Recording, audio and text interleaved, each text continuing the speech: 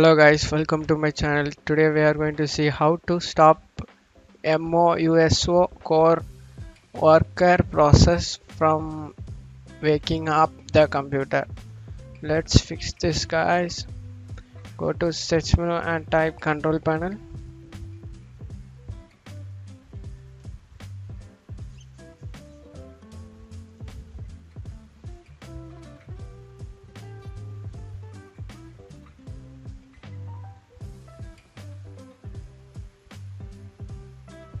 In control panel you go here and click on large icons.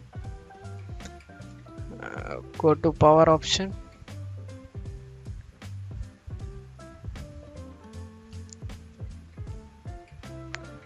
Go to power saver, change plant setting.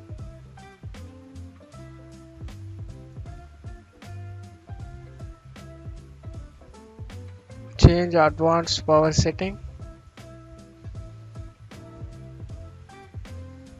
Here you need to go to sleep plus button, click on it. Allow wake timer, click on it, plus button. Settings you need to disable it guys. Disable, apply it.